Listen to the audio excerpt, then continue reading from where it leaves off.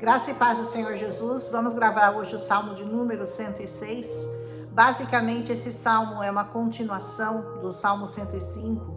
No Salmo 105, ele contou a história de José, depois ele falou de Moisés e falou da libertação do seu povo do Egito. Aqui ele vai continuar narrando os acontecimentos após Moisés, travessia do mar, as codornizes e outros eventos que ocorreram.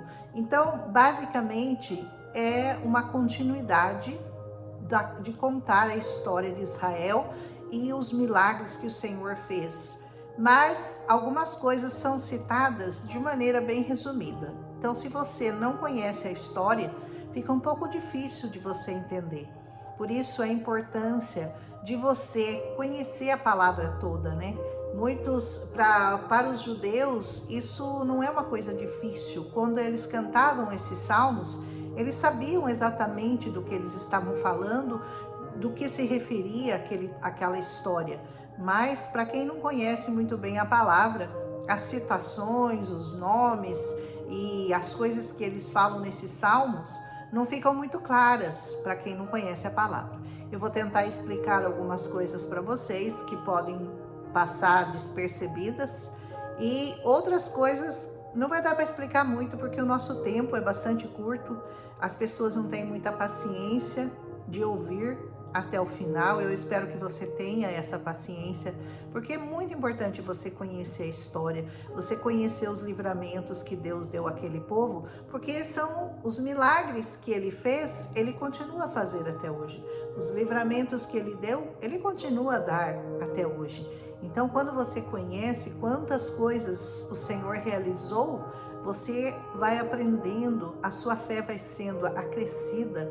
Quanto mais você conhece, quanto mais você ouve a palavra, mais você vai aumentando a sua fé. Porque a palavra de Deus diz que a fé vem pelo ouvir, e o ouvir pela palavra.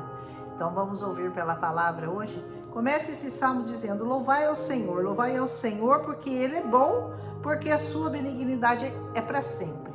O motivo de você ter que louvar o Senhor é muito simples. São dois motivos que ele cita: porque Ele é bom e porque Ele é benigno, porque a benignidade dele dura para sempre. Então, a importância que o nosso salmista dá ao louvor. Todos esses salmos são louvores, na verdade, né? Porque todos os salmos eram cantados. Então, a importância, você não vai passar por nenhum salmo, dificilmente você passa por um salmo onde ele não te convida a louvar, a adorar, a glorificar o nome do Senhor. Se você não tem feito isso com muita assiduidade, se você não tem louvado ao Senhor como Ele é digno, como Ele é merecedor de ter todo louvor, de toda honra, de toda glória, você está perdendo um precioso tempo da sua vida de estar na presença do Senhor, louvando e glorificando o nome dEle. Porque estar na presença do Senhor é o melhor lugar que você pode estar na sua vida toda, porque vai determinar o lugar que você vai passar a eternidade, se vai ser pertinho do Senhor ou se vai ser afastado do Senhor. O louvor começa na terra e termina lá nos céus. Aleluia! Continua, diz assim: quem pode referir as obras poderosas do Senhor? Quem anunciará os seus louvores? Quem vai fazer isso? Você vai anunciar os louvores ao Senhor? Você vai falar das obras do Senhor? Porque eu já me comprometi que eu vou. Aleluia! Diz assim: bem-aventurados os que observam o direito, o que pratica a justiça em todos os tempos. Você pratica a justiça, você é um bem-aventurado. Fazer justiça ao pobre, ao necessitado, ao oprimido, ao perseguido, a todos aqueles que você sabe que necessitam da proteção do Senhor. E você tem que se levantar como um bastão de paz e trazer a paz e a bênção do Senhor para a vida das pessoas. Fazer justiça é fazer conhecida na terra a justiça de Deus. O Senhor é a nossa justiça, o Senhor é o nosso juiz, o Senhor é o nosso advogado. Então, você tem que fazer conhecidas as obras do Senhor. Isso também é praticar justiça. Aleluia. Continua. Lembra-te de mim, Senhor, segundo a tua vontade, para com o teu povo. Visita-me na tua salvação. O Senhor visitou o seu povo. Quando Jesus esteve aqui na terra, nós fomos visitados pelo Senhor. Ele andou no meio de nós, ele se fez homem, ele caminhou, ele fez milagres no nosso meio, para que todos nós soubéssemos que ele é verdadeiramente o Senhor, o nosso Deus, o nosso Salvador. Para que eu veja os bens dos teus escolhidos, para que eu me alegre com a alegria do teu povo, para que me regozije com a tua herança. Olha por que ele quer ver tudo que o Senhor vai fazer, para que ele possa se alegrar, vendo a benignidade do Senhor manifesta, declarada, explícita na vida das pessoas que o amam, que o buscam, que o seguem, que o temem, que o obedecem, que o louvam, que o adoram em espírito e em verdade. Aleluia! Nós pecamos, os nossos pais, cometemos iniquidade, nós andamos perversamente. Aqui ele vai começar a falar dos pecados do povo de Israel enquanto caminhou no deserto em direção à terra prometida. Os nossos pais, eles não atentaram para as tuas maravilhas no Egito, eles não se lembraram da multidão das tuas misericórdias. Antes, eles foram rebeldes junto ao mar. Sim, o Mar Vermelho. Eles foram rebeldes no momento da travessia do Mar Vermelho. Eles estavam maldizendo o momento que o Senhor os fez sair do Egito, onde eles eram escravos. Mas mesmo assim, vendo tudo que o Senhor tinha feito, todas as pragas que o Senhor tinha mandado no Egito para que pudesse libertar o povo, e ainda assim eles não estavam confiando, eles estavam maldizendo ao Senhor. Eles foram rebeldes, hein? E ele diz assim: não obstante, ele os salvou por amor do seu nome, para fazer conhecido o seu poder. Independente da infidelidade daquele povo, o Senhor foi fiel a eles e os salvou e os livrou por causa do amor do Senhor ao próprio nome dele. Amém? Ele tinha um compromisso com os patriarcas, ele tinha dado a promessa, ele tinha feito a promessa. Por isso, independente da atitude rebelde dos judeus, dos israelitas, ele os livrou naquele momento em frente ao Mar Vermelho. Repreendeu o Mar Vermelho e esse secou e os fez caminhar pelos abismos como pelo deserto. Imagina, o mar se abriu, ficou seco como um deserto. 2 paredes de água, uma de cada lado, e aquele povo passando pelo meio, a seco, livres. Aleluia! Livrou-os da mão daquele que os aborrecia e remiu-os da mão do inimigo. As águas cobriram seus adversários, nenhum só deles ficou. Depois que o povo de Israel passou, aí os do faraó falaram: nós vamos passar também. Eles passaram, nós vamos passar. E depois que o povo de Deus tinha passado e o faraó foi passar, o mar desceu, não sobrou um. É isso que aconteceu. Maravilhoso, né? Diz assim: então eles creram nas suas palavras. Daí creram, né? Tomé, né? Tem que ver para crer, né? Não pode crer para ver, né? E cantaram os seus louvores. Aí eles louvaram o Senhor. Depois que o Senhor enterrou todos do faraó no mar, aí eles cantaram louvores. Você vai esperar o quê? Para você cantar louvores ao Senhor? Você vai esperar a tragédia chegar na sua vida? Você vai esperar, você está diante do mar com o faraó atrás, ou seja, não tem pra onde correr, se correr o bicho pega, se ficar o bicho come? Você vai esperar esse momento da sua vida para cantar louvores e para ver a mão do Senhor se mover a seu favor? Ou você vai cantar favores enquanto está tudo bem, enquanto você ainda tem tempo e você tem saúde e você está disposto a louvá-lo, a engrandecê-lo, a honrar o nome dele? Em que momento da sua vida você vai resolver louvar o Senhor? Vai esperar na hora que você estiver no leito de morte, que alguém vá lá para fazer uma oração final para você? É isso que você vai esperar? Você não vai receber muito do Senhor se você estiver esperando só isso do Senhor. O Senhor tem muito mais para te dar, com certeza. Cedo, porém, eles se esqueceram das suas obras, não esperaram o seu conselho, ou seja, viram tudo aquilo, todos os milagres, até o mar se abrir, louvaram e dali a pouco já esqueceram. Tem gente que é assim, né? Recebe o milagre, obrigado, Senhor, e tchau, fui. Nunca mais volta na presença do Senhor.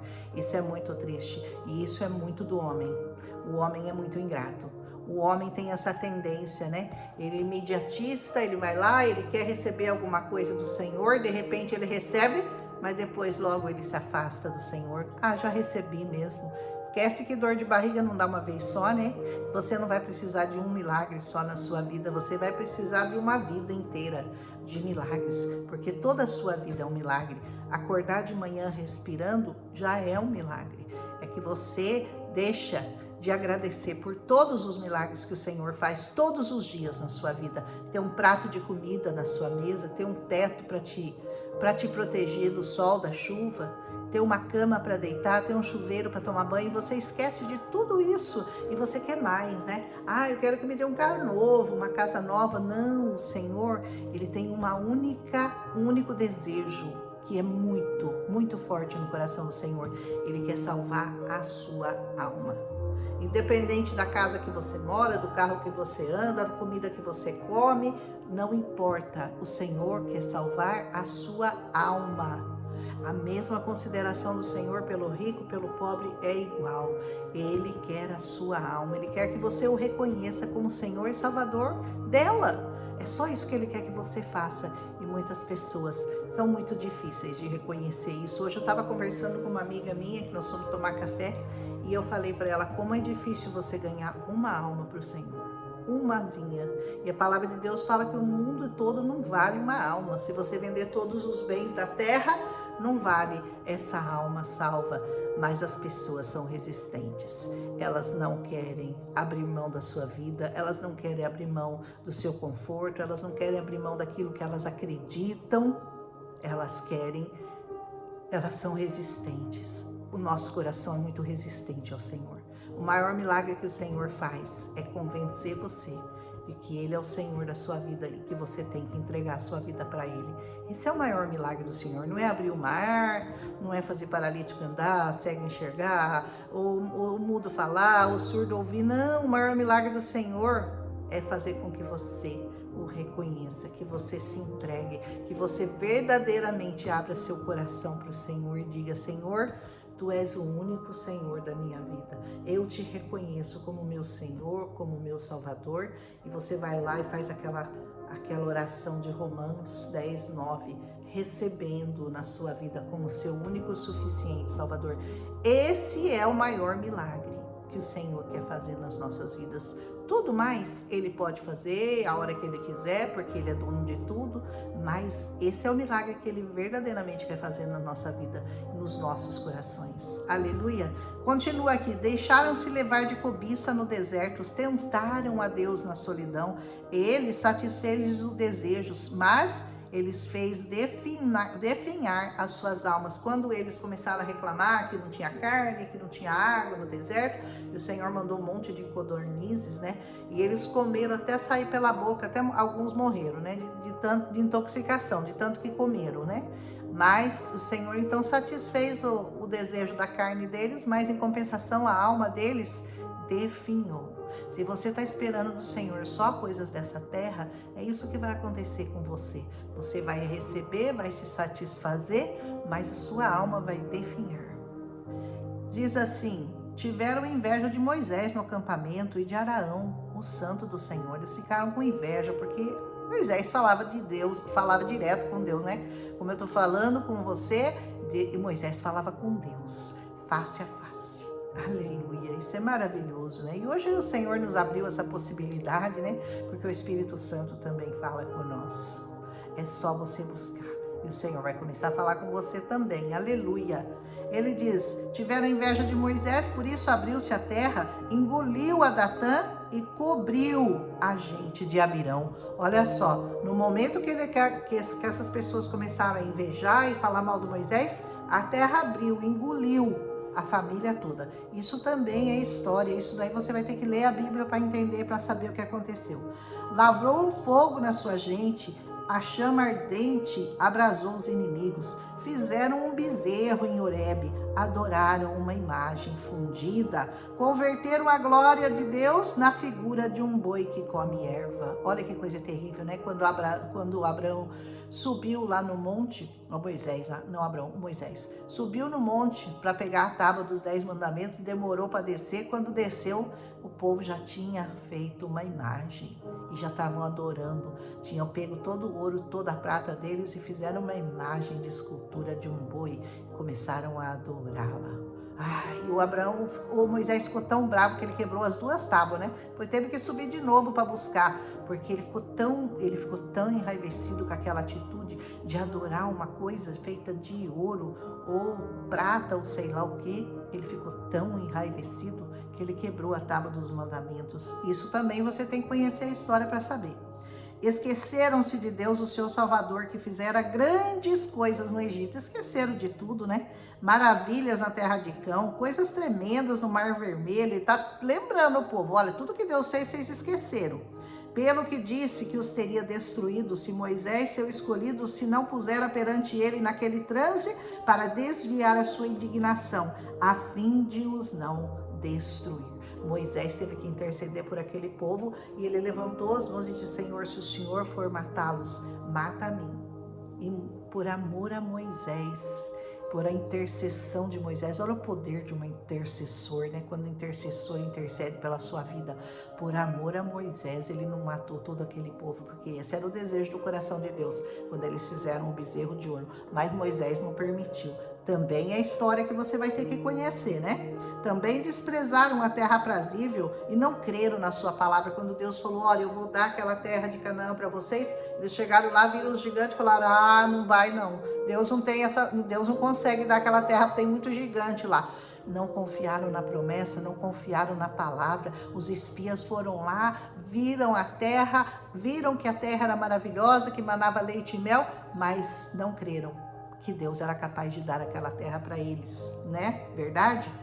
Antes murmuraram nas suas tendas e não deram ouvidos à voz do Senhor, pelo que levantou a sua mão contra eles, afirmando que os faria cair no deserto. Toda aquela geração que duvidou da promessa não entrou na terra prometida. Ficaram ali 40 anos, mais uma geração. Só a outra geração, a do filho deles, é que entrou na terra prometida. Depois que tudo foi tirado do Egito, aquele povo que veio do Egito não entrou na terra prometida, porque o Egito estava neles. E aí o Senhor permitiu, né? Foi curando.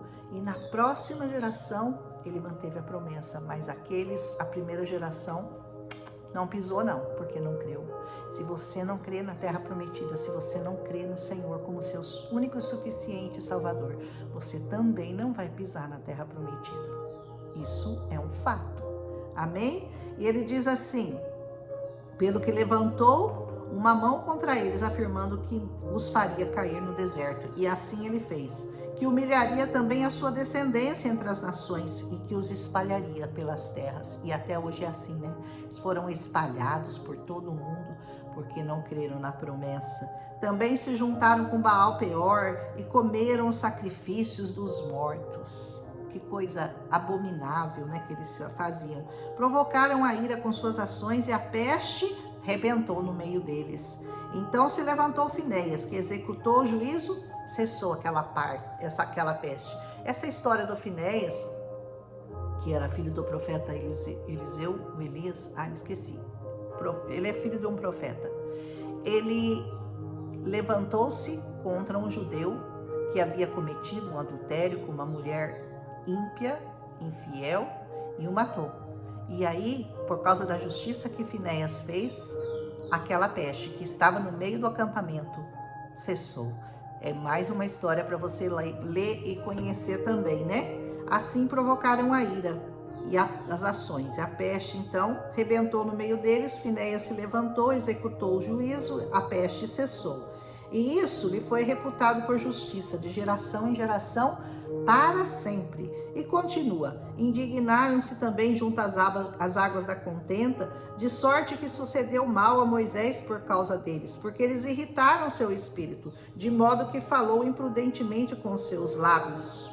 O que aconteceu quando Deus falou, fala com a rocha e vai sair água da rocha, ele estava tão irritado com aquele povo, com aquela reclamação, Porque ele foi lá e bateu na rocha. E por causa disso, o próprio Moisés não entrou na terra prometida. O Moisés, hein? Por causa dessa atitude dele, porque ele não fez o que o Senhor disse para ele. O Senhor disse, fala para a rocha e vai sair água. Ele bateu na rocha, saiu água. Só que ele não entrou na terra prometida. Nosso Deus é um Deus muito bravo. Tenha muito temor e tremor. Ele é bom, ele é excessivamente bom, mas ele é justo. E ele, quando ele fala, não me desobedeça, ele não está brincando. Não desobedeça o Senhor, não seja louco. Por todas essas histórias que você vai ouvir, você vai ver o que acontece com todos aqueles que desobedeceram ao Senhor. Não seja você mais um. Não seja desobediente, obedeça ao Senhor. Vá servir ao Senhor. Está esperando o quê? A sua cama de seu leito de morte para ir servir ao Senhor?